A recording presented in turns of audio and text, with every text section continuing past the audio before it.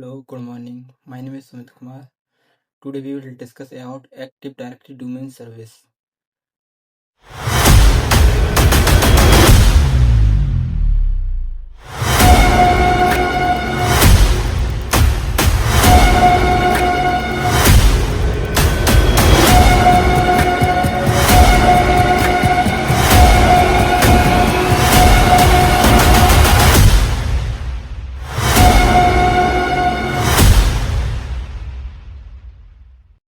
Now, first of all, discuss about Active Directory. Active Directory is a Microsoft Directory device used to manage user computers and resources, centralized authentication and authorization, and most used in Windows Server environment. Now, what is ADDS? ADDS stands for Active Directory Domain Service. It is a core concept of Active Directory. It is store information about users, computer, groups, printers, and ADDS control login, access, and securities. Why we need DDS? First of all, centralized user management, single login for multiple systems, better security controls, easy policy implementation, suitable for organization and institution. Now, key concept of ATDDS. First of all, domain control. Second, domain. Third, forest. Fourth, organization unit. Fifth, object. And sixth, group study. Now, discuss about domain control. Domain control is a server that runs TDS rules and it authenticates user and computer. It stores active directory database and organization unit handle login request. Now discuss domain. Domain domain is a logical group of users and computers. domain एक logical group है users का computer का जिसमें क्या होता है share the same share the same database and security rules जैसे example company.com जैसे कि ये कोई कंपनी है company.com जिसमें यूजर भी है ग्रुप भी है ऑर्गेनाइजेशन कुछ यूनिट है ये क्या है एक ट्रस्ट ट्रस्ट ट्रस्ट से जुड़ी हुई है इसमें सेल.कंपनी भी है सेल.कंपनी.com मार्केटिंग.com ये सब डाटाबेस है इस कंपनी इतनी डाटाबेस है सब डोमेन से जुड़े हुए हैं ये इन सबको जोड़ कौन रहा है trust now forest forest is the highest level in active directory collection of one or more domains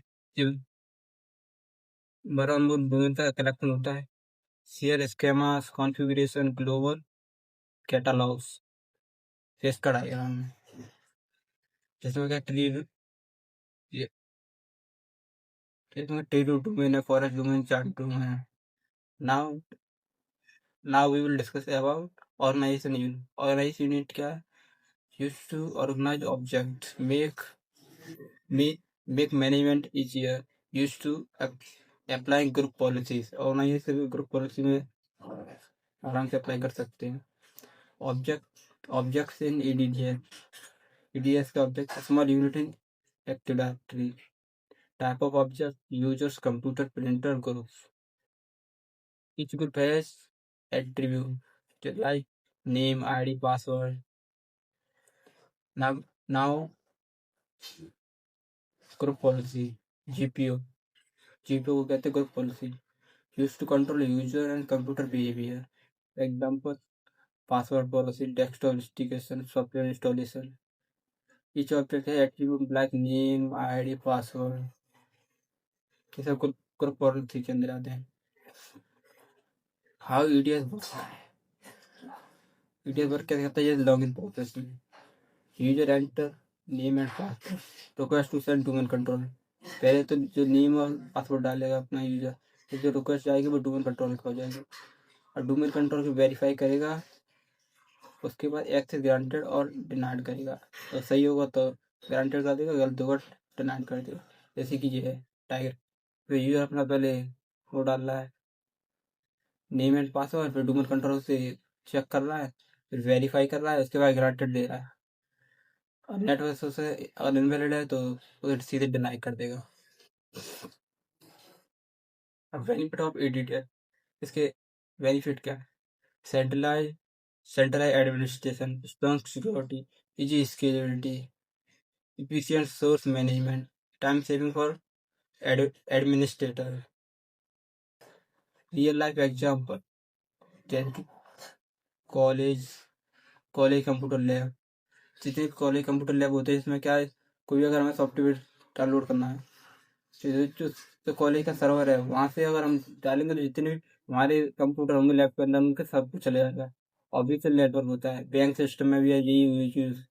corporate I T corporate corporate I T infrastructure infrastructure का कंक्लूजन क्या है? AWS is the backbone of window network. ये क्या backbone होती है window network के?